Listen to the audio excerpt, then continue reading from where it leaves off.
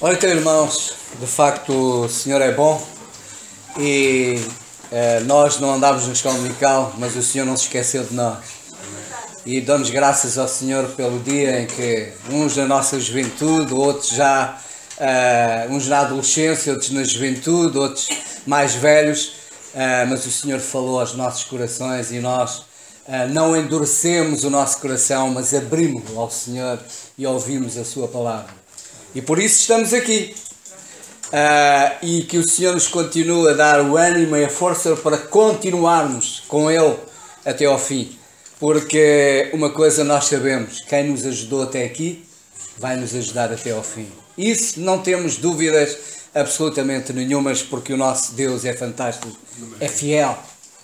Eu queria convidar-vos a abrir a palavra de Deus no livro de Ageu. O livro de Ageu o profeta Ageu é um dos chamados profetas menores. E é um dos chamados profetas menores não porque o profeta seja inferior aos outros, mas sim porque o seu livro, neste caso, ele tem apenas 2 capítulos, enquanto que há outros têm 50, 60 e muitos capítulos. Portanto, o ser menor não é o profeta em si, mas é a quantidade de capítulos, e não significa que, pelo facto de ter apenas 2 capítulos, que não tenha profundidade, que não tenha algo para realmente nos transmitir, para nos ensinar. E, segundo aquilo que eu consegui saber, Ageu, o significado desta palavra é festivo, ou festa. Há pouco cantávamos aquele hino que fala da alegria, e de facto o servo do Senhor tem que ser alegre, o Filho de Deus tem que ser alegre, porque ele tem uma mensagem de alegria. Qual foi a mensagem? Quais foram as palavras que os anjos disseram? Eis que vos trago novas de grande alegria. Não eram apenas novas de alegria, eram novas de grande alegria. E por isso nós temos uma mensagem de esperança, uma mensagem de alegria, uma mensagem de vitória. E por isso nós temos todas as razões para realmente termos alegria, porque o Senhor da alegria está connosco. O Senhor da vitória está realmente connosco. E deixa-me dizer, ainda há dias ouvi uma história que achei interessante, que era o seguinte: numa localidade havia uma casa, e nessa casa havia uma sala com espelhos, muitos espelhos, e um gato, os gatos normalmente são muito curiosos, e um gato entrou naquela casa e subiu as escadas e foi à sala onde estavam os espelhos. E quando entrou na sala, ele viu muitos gatos olharem para ele, mas com um sorriso. E ele ficou todo satisfeito e sorriu ainda mais. E os outros sorriram ainda mais para ele. E ele ficou ainda mais satisfeito e saltava. E os outros saltavam também. Então ele saiu daquela casa dizendo: que casa fantástica! Cheia de gatos fantásticos, gatos alegres. Eu quero voltar a esta casa. Mas havia outro gato, e esse outro gato subiu também as escadas e entrou também naquela sala. E quando entrou na sala, ele olhou e viu muitos gatos olharem para ele com um ar desconfiado, e ele ficou desconfiado. Aumentou ainda mais aquela desconfiança, e os outros também aumentaram a desconfiança. Ele começou como é que se diz? Os gatos começaram a assanhar-se, e os outros começaram a assanhar-se também. E às tantas ele todo iriçado já, e os outros todos iriçados, ele fugiu. E saiu de lá dizendo: que casa horrível, cheia de gatos horríveis, eu não quero voltar a esta casa. Irmãos, quem faz o ambiente somos nós. Se queremos um ambiente alegre, temos que ser alegres. Se queremos que o ambiente seja pesado, desconfiado, se formos desconfiados, se formos arrogantes, então o ambiente vai ser isso. Queremos que as pessoas entrem aqui e encontrem o quê? Encontrem um conjunto de pessoas alegres, satisfeitas, de braços abertos para receberem quem entra, de tal forma que quando as pessoas saírem possam dizer que pessoas fantásticas. Realmente, eu quero voltar a este lugar, porque são pessoas que me receberam de uma forma fantástica. Ou então as recebemos também desconfiados, desprezando-as, indiferente. Então certamente nós vamos ter pessoas dizendo: eu não quero voltar a este lugar, porque existem aqui, porque é um ambiente que não é agradável, um ambiente que é pesado, um ambiente que de facto não acolhe, mas antes que repele. Portanto, que o Senhor nos ajude a sermos uma igreja alegre, que transmite alegria, a alegria do Senhor. E qual é a maior alegria que existe? É a alegria da salvação. A maior alegria do que essa? Eu não conheço. Mas a alegria da salvação é de facto a nossa maior alegria. E nós, pela graça de Deus, desfrutamos dessa alegria. Porque podemos dizer, e eu espero que todos quanto aqui estão possam dizer: eu estou salvo. Eu sou do Senhor. Então, se estás salvo, se és do Senhor, então tens de ter alegria. Senão, alguma coisa está errada na tua vida. Que o Senhor, pois, nos ajude e nos abençoe e que possa, na verdade, falar aos nossos corações. Este livro de Ageu é realmente um livro muito importante. Sabem porquê? Porque tem coisas... Obrigado. Coisas muito importantes. E ele ajuda-nos a perceber o livro de Esdras. Ele tem uma relação com o livro de Esdras. Ler apenas o livro de Esdras e não ler o livro de Ageu, não vamos perceber tudo. Porque existe uma relação entre um e o outro livro. O livro de Esdras sabemos que trata do regresso dos judeus vindos da Babilónia para Jerusalém, naquela altura em que Jerusalém estava de rastros, em que os muros estavam caídos, em que o templo estava derrubado. E, portanto, certamente nos lembramos que quando estes judeus vieram de Jerusalém, chegaram a Jerusalém, eles começaram a reconstrução. E nós lemos e vemos que eles começaram a reconstrução com muito ânimo, com muita alegria, com muito empenho. Mas o problema é que, a partir de determinada altura, começaram a haver inimigos, os samaritanos. Os inimigos começaram a manifestar-se. E sabem, quando a obra do Senhor é feita, o inimigo não gosta. O que o inimigo gostava de ver era o templo caído, eram os muros caídos, era de facto a cidade destruída. É isso que o inimigo gosta de ver, destruição. Quando ele vê construção, quando ele vê reconstrução, quando ele vê edificação, ele não gosta. E tudo faz para impedir essa construção, esse crescimento. E foi o que aconteceu. Os samaritanos começaram a manifestar-se, começaram, portanto, a opor-se a essa reconstrução, e o que é um facto é que a obra parou. O que é um facto é que o inimigo conseguiu os seus objetivos. Conseguiu impedir que a obra avançasse.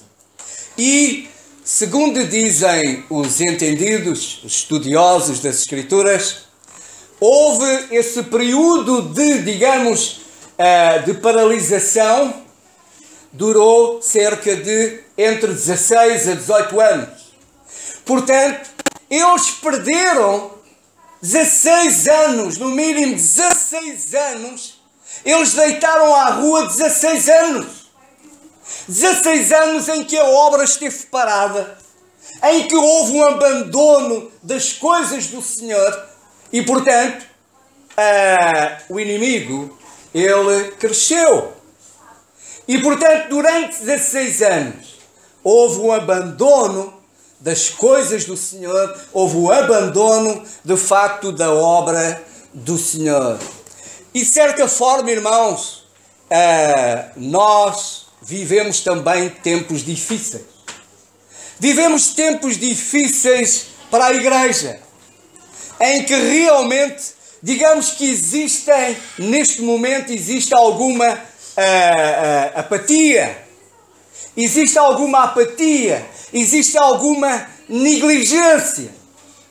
E que, da mesma forma que o Senhor não se agradava no estado de coisas que aconteciam naquela altura, em que o povo estava ocioso, em que o povo não cuidava da obra do Senhor, e o Senhor não se agradava disso, certamente o Senhor também não se agrada hoje, quando olha para a sua igreja e vê crentes ociosos, crentes que podiam servir, que podiam fazer, que podiam contribuir para o crescimento da obra do Senhor, e o Senhor vê que a obra não cresce, porque alguns não investem na obra, não se dão, não se aplicam, e por isso a obra vai ficando por fazer.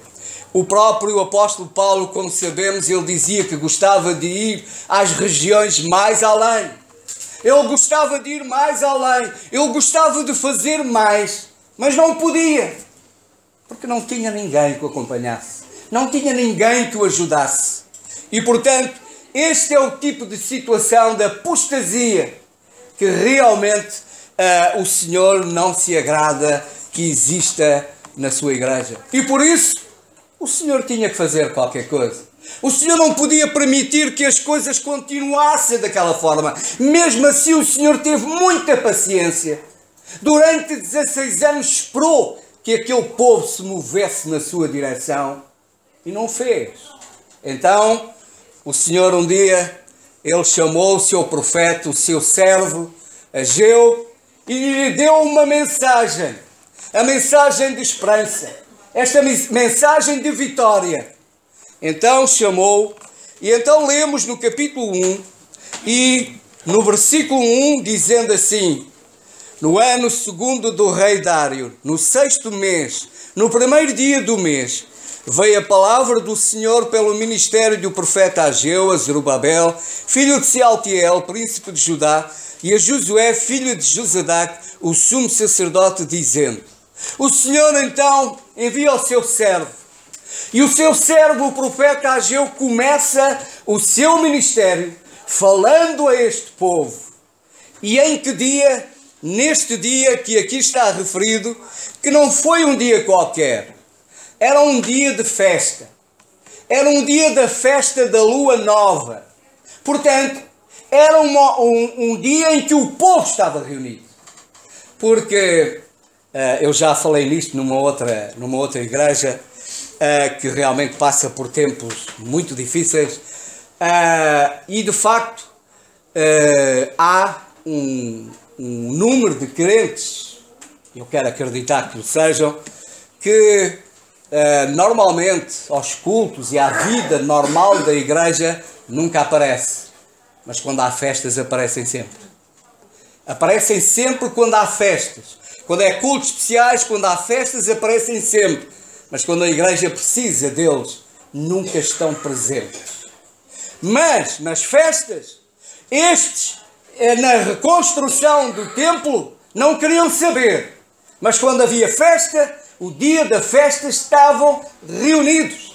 E, portanto, neste dia de festa, em que estava o povo reunido, estava o governador, estava o sacerdote, portanto, estava toda a gente reunida. Estava o povo, estava o governo, digamos, civil, estava o governo espiritual, estavam todos ali reunidos. E o Senhor desta forma quis também mostrar uma coisa. É que o estado de coisas em que o templo se encontrava, a responsabilidade era de todos. A responsabilidade não era apenas do profeta, não era apenas do sacerdote, a responsabilidade não era apenas do povo, a responsabilidade de as coisas estarem no estado em que estavam era da responsabilidade de todos. E o Senhor quis responsabilizar todos. Todos tinham culpa. Não havia exceções. Não havia ninguém que estava fora daquela responsabilidade. Da mesma forma, irmãos, todos nós somos responsáveis pela Igreja do Senhor. Nenhum de nós está fora da responsabilidade de cuidar da obra do Senhor. Não é só os anciãos que têm a responsabilidade. Não é só os diáconos que têm a responsabilidade. Não é só aqueles que têm a responsabilidade na escola dominical. Não é só... Não! A responsabilidade de cuidar da igreja é minha e é de todos vós. Para a responsabilidade de contribuir para que a igreja ande bem, para que a igreja cresça, para que a igreja de facto seja um verdadeiro farol, para que a igreja tenha um testemunho poderoso, a responsabilidade é nossa. Nenhum de nós está fora dessa responsabilidade. E portanto foi o que o Senhor quis mostrar àquele povo, que a responsabilidade das coisas estarem como estavam, a responsabilidade era de todos eles, sem exceção.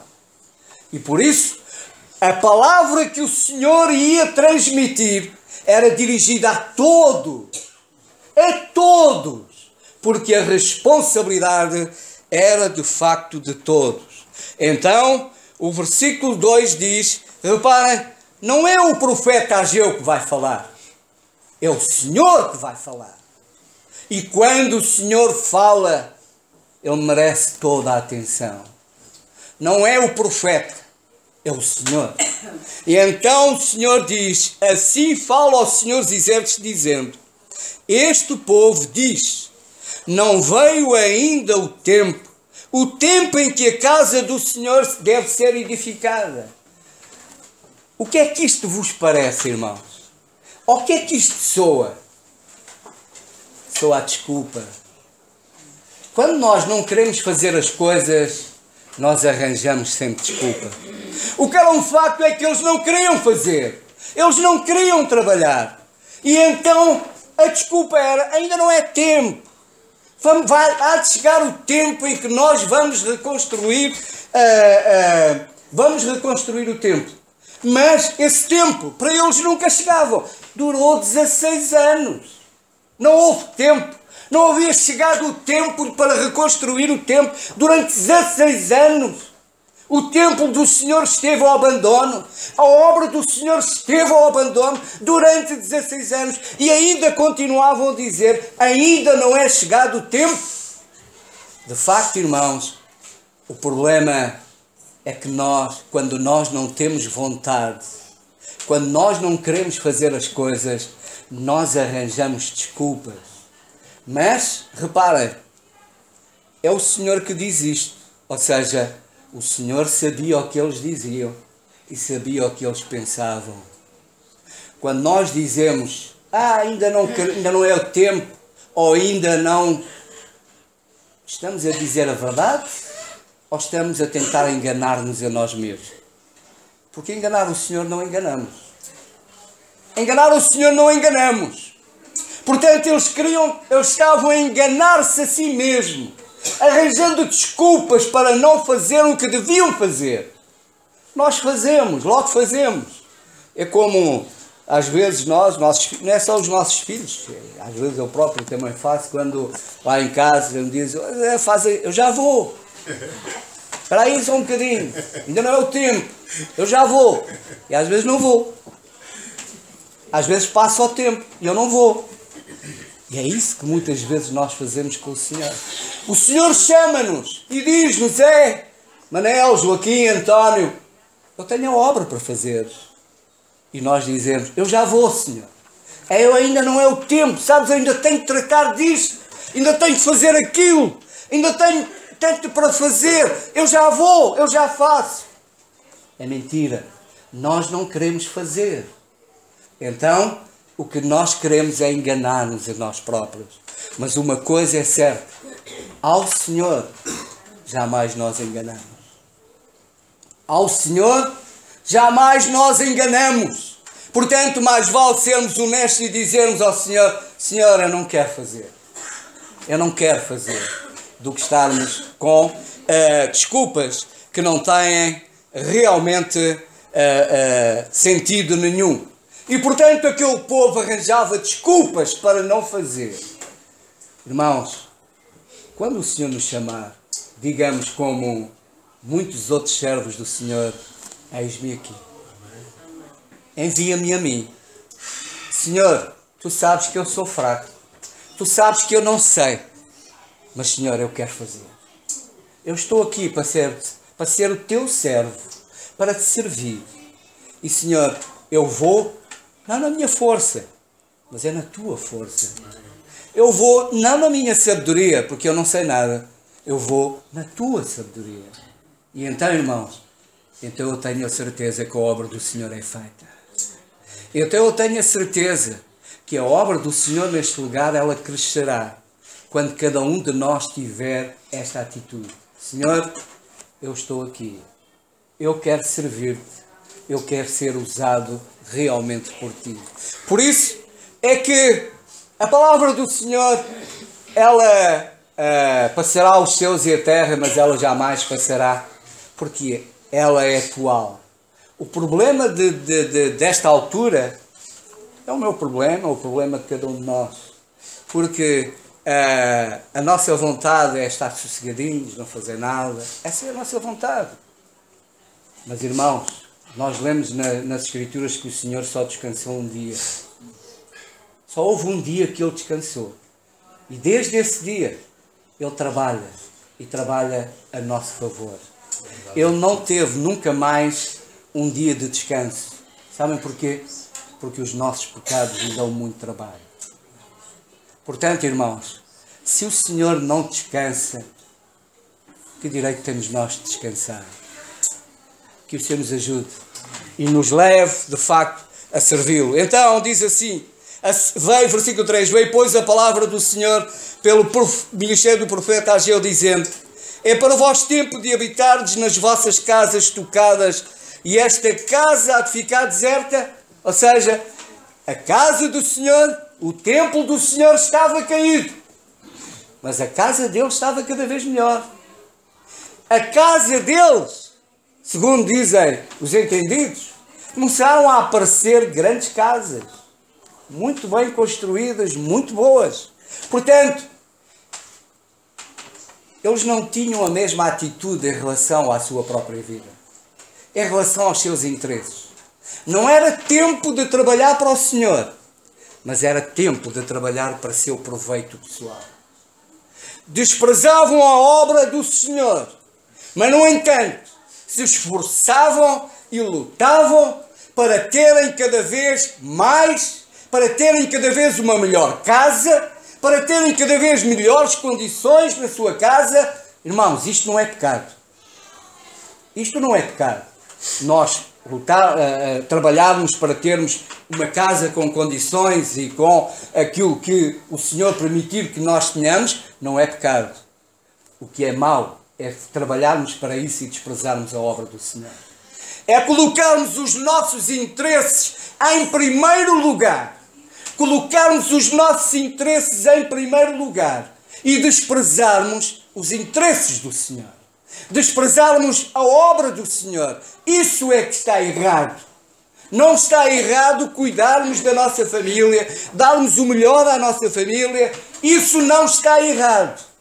O que está errado é desprezarmos a obra do Senhor, é deixarmos a obra do Senhor, é negligenciarmos a obra do Senhor. E eles, o templo estava em ruínas. E as suas casas eram cada vez mais confortáveis, casas estucadas, confortáveis. E o templo do Senhor ao abandono. Ou seja, eles viviam mais, o que era mais importante para eles era o material. Era o materialismo. Era isso que era importante para eles. A parte espiritual, a sua relação com Deus não era importante. Portanto, visões completamente erradas. Porque, em primeiro lugar, devemos olhar para o Senhor e cuidar dos negócios do Senhor. E então o Senhor nos dará graça e sabedoria para tratarmos dos nossos negócios e o Senhor nos ajudará a tratar dos nossos negócios. Mas, em primeiro lugar, ponhamos os negócios do Senhor. Diz, então, ora pois, versículo 5, ora pois, assim diz o Senhor dos Exércitos, aplicai o vosso coração aos vossos caminhos. É como se o Senhor os convidasse a refletirem e a pensarem. Realmente, é como nós, aquela expressão que nós às vezes chamamos de usar, ponham a mão na consciência.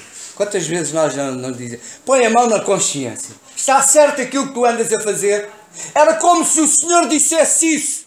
Ponham a mão na vossa consciência. Está certo aquilo que vocês estão a fazer?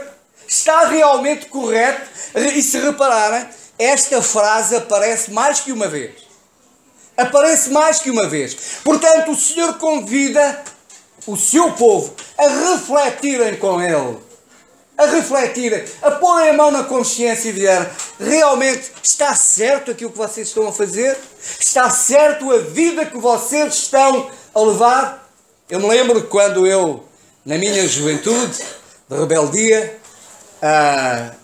chegava a casa muito tarde e às vezes o meu pai estava a sair para o trabalho e eu chegava a casa e o meu pai dizia, achas que está certo aquilo que tu andas a fazer? Não me dizia mais nada, mas até hoje nunca me esqueci disto. Ele só me dizia isto, está certo a vida que tu andas a levar? Está certo aquilo que tu andas a fazer? Ele não era de muitas palavras. Também não era de bater. Só me bateu uma vez. Mas, no entanto, estas palavras, até hoje, nunca me saíram da cabeça. E é aquilo que o Senhor nos diz.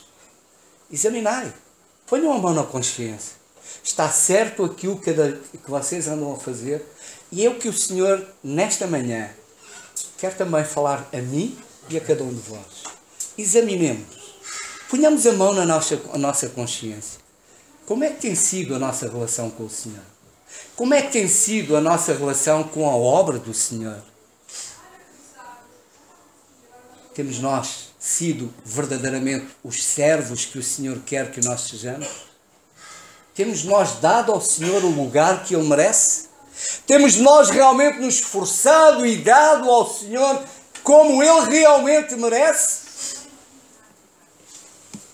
O Senhor continua e diz, versículo 6, semeais muito e recolheis pouco, comeis, mas não vos fartais, bebeis, mas não vos saciais, vestivos, mas ninguém se aquece, e o que recebe salário num saquitel furado.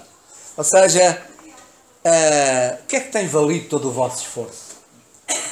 Vocês cansam-se para semear, ou seja, para trabalhar, semeiam, fazem tudo e depois chegam ao fim, o que é que colhem? Nada. Esforçam-se muito para, ou seja, bebeis, fartai-vos, comeis muito, bebeis muito, mas não vos saciais, ou seja, não ficais satisfeitos. Aquilo que vocês têm não vos satisfaz. É ou não é verdade, irmãos? Quantas vezes eu desejava ter aquilo e fazemos tudo para conseguir ter ou uma casa ou carro, e depois de termos aquilo, olha, afinal não é mauzito, não ficamos satisfeitos. não nos satisfaz. Sabem porquê? Porque o único que nos satisfaz é o Senhor. Tudo o resto é vazio, é oco. Tudo o resto. E mais, o Senhor satisfaz-nos eternamente. Todas estas coisas dão-nos satisfação momentânea. Não passam de momentos. Nós vemos as crianças, dão-nos um brinquedo. Durante, se calhar, 1 hora, já é um exagero, elas não veem mais nada. Mas passada aquela hora, o brinquedo fica lá ao canto e nunca mais querem saber dele. Assim somos nós. Queremos aquilo, temos aquilo e depois tudo passa. Não estamos satisfeitos. Não temos alegria. Não temos a alegria das coisas. Porquê? Porque não temos o Senhor na nossa vida. Porque o Senhor não está presente. Porque não estamos realmente tendo a comunhão com Ele que devíamos ter. Não estamos perto dEle como devíamos estar. E por isso não estamos satisfeitos. Estamos perto de coisas que não nos satisfazem. E estamos longe daquilo que nos satisfaz. E nos satisfaz por toda a eternidade. É o Senhor que nos satisfaz. Tudo o resto são coisas passageiras. Diz e termina, e reparem, a parte final do versículo até parece que foi escrito hoje. E o que recebe o salário no saquitel furado, ou seja, num saco furado. Ou seja, cai lá e não vale nada. Quantas vezes nós já dissemos, já chegámos ao fim do mês e dissemos, não serve para nada, não dá para nada. Não dá para as despesas. Cada vez recebemos menos. Trabalhamos mais e cada vez recebemos menos. Não é verdade? Portanto, não serve para nada. Irmãos, que o Senhor nos ajude a pô-lo em primeiro lugar. E a vivermos de facto para Ele. Assim, versículo 7. Assim diz o Senhor dos Exércitos, aplicai o vosso coração aos vossos caminhos. E fico por aqui. Examinai. Pensai. Vale a pena viver assim? Vale a pena viver assim? Que o Senhor nos ajude a vivermos a vida que o Senhor quer que nós vivamos. Ponhamos a mão na consciência e digamos, realmente, a vida, se é caso disso, a vida que eu tenho vivido não tem valido nada. Porque não a tenho vivido com o Senhor. E que a partir de hoje possamos dizer, Senhor, é contigo que eu quero viver, é para ti que eu quero viver. E então a nossa vida passará a ter o sentido certo. Que o Senhor nos abençoe.